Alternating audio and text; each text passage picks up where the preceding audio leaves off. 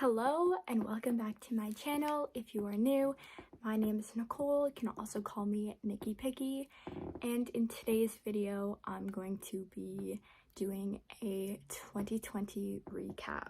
This year has been my worst and hardest year by far. This year has been absolutely crazy. Really taught us all the importance of coming together, supporting each other as humans, and just in love. So when we come together and unite in love and humanity and understanding, the world is ours to conquer. And I'm really hoping that's the mindset we can use when walking into 2021. I'm gonna go through every month, just talk about some of the highlights that have happened. Also, can we take in the eye look I did today? I'm kind of loving it. You see me looking down, I actually have some notes. So in January, it started off with me attending a conference with all of my friends. It was an absolutely amazing conference and I actually scored really well. I got my first watch, treated myself, and I bought myself a watch. I was also in the hospital. I had a bad panic attack and I spent the night in the hospital. In February, I got my prom dress. I call it a prom dress. We had a conference in March, so I just wanted to get my dress for the gala. We had a photo shoot / the election. A little chaotic, but fun. Then we had a Valentine's Day social. It was just fun to hang out with all my friends and dance. I started therapy. Since I was in the hospital in January, I wanted to reconnect with my therapist and ensure that this doesn't happen again. In March, we had the conference. I was on the team, so I was a part of all the action and behind the scenes stuff. It was an amazing experience. It was so much fun. So it was actually quite funny. The week after the conference, I actually was so sick. We were on no sleep. So of course that took a toll on me. I got really tired and really exhausted. So I took the next week off of school and I just stayed home to get myself better.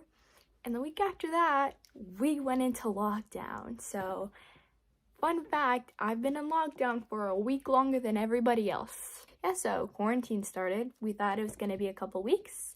I started hiking with my sister. We just went up to the forest. April is usually when final exams start. This was the bring your mirror outdoor trend. And let me say, that is one of my favorite trends. Those are some of my favorite pictures of all time. I just love the vibe, love the aesthetic, love that trend. We'll do it again. Then I got new glasses.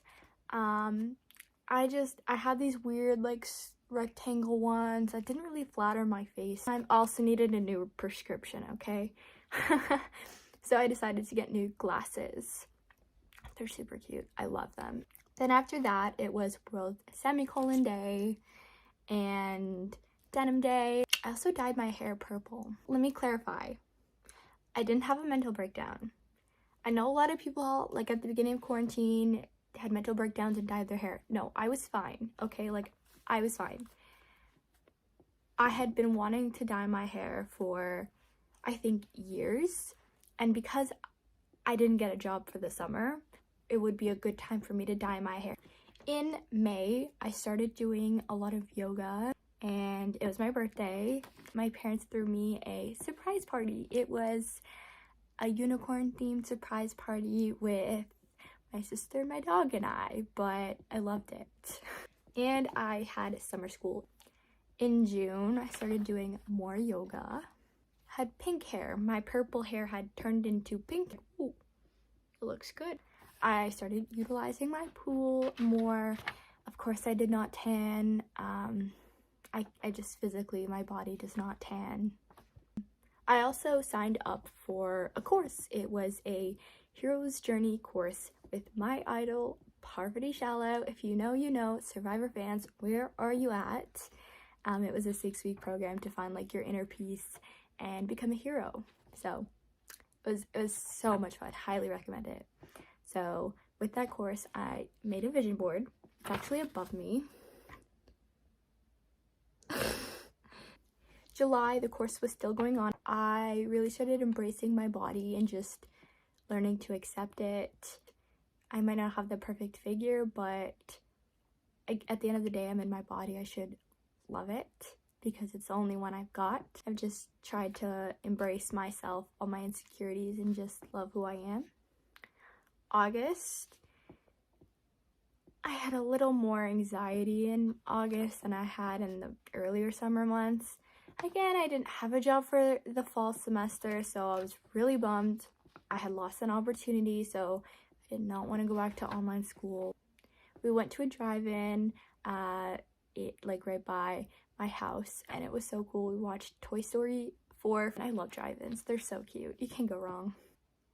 We also did a family bonding activity where we went to Toronto and we ate some food and we went to a Museum of Illusions.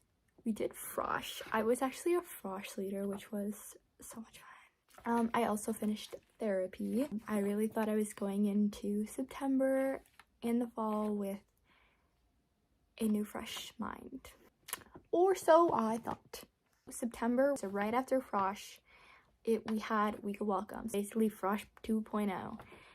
So I actually held a panel and student group fair. Like, I hosted it. I've never hosted anything before, so it was a little bit stressful, but I think I pulled it off pretty well.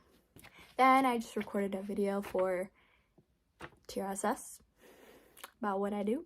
Then I tried a new hairstyle. Yeah, basically in September, my anxiety and depression just went off. So October, my anxiety and depression were even worse, like 10,000 times worse from what it was in September.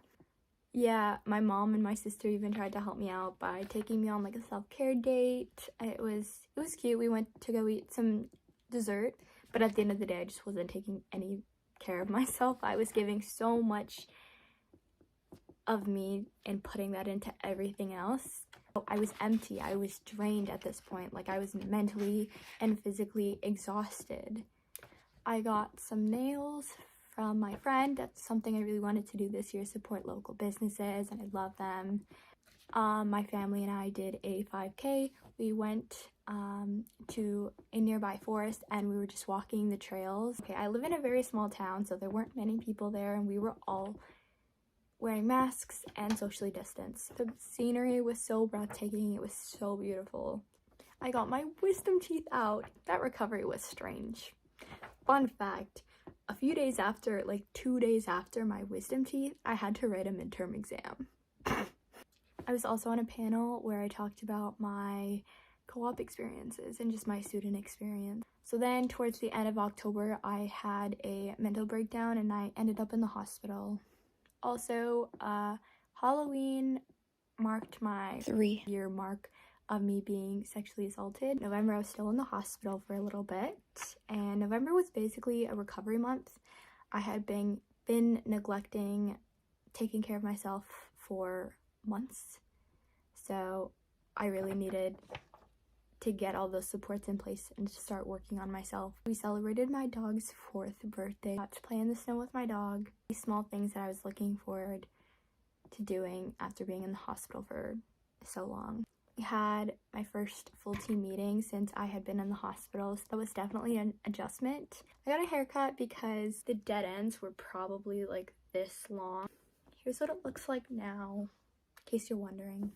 And I would get sad here and there. The recovery process is not linear. There were pretty skies. Again, the little things make me happy. December was a self-care month, doing things that make me happy, but things that are good for me. I tried a new hairstyle, got a ring light, and a new phone. Oh my gosh, I got a new phone in December too. Christmas TikToks to try and get myself in the festive spirit. Got some hot chocolate and a kind of like a goodie bag that was sent to me from my team. There were some pretty skies. Every year I always get super sad between December 27th and January 2nd. I always get sad during that time, so that time was definitely hard for me. I did reach out to like a crisis line though. I celebrated New Year's Eve at home with my family, same as I do every year. 2020 was most definitely the hardest. If 2020 and I were in a fight, 2021 It's just 2021. Like 2020 won the fight against me. But I have decided to come back. I think this year taught me to truly count my blessings and be grateful. And to also take care of my first. This is the year that we spent more time with our animals and with our pets. This is the year we spent most time with our family. I know there's so many people that I miss and that I don't remember the last time I hugged them goodbye was. But that's the reality of life. We never know when the last time we're gonna see someone is. We never take another moment for granted. Tell someone you love them before you leave. Hug or kiss your loved one goodbye. You don't know when you're gonna get that moment again. This year was about putting ourselves first. We're so used to putting everyone else first. It's taught me to check in with myself. I'm hoping that we can use this momentum and bring it into 2021. I'm gonna stop being in the mindset of guilty. I'm gonna stop living in the past. I'm going to try and stop thinking of what this year did to me and just focus on my future. This year was horrible, but it doesn't mean next year's going to be horrible too. So this has been my 2020 in review. I hope you enjoyed. Thank you so much for watching. Make sure to like, comment down below what lesson you learned in 2020, and subscribe so you don't miss any future videos. I have a lot of great ideas for videos coming out. You won't want to miss out.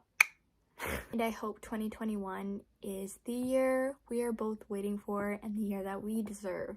I hope 2021 is everything and more, because you deserve it. You matter. Please make sure you take care of yourself.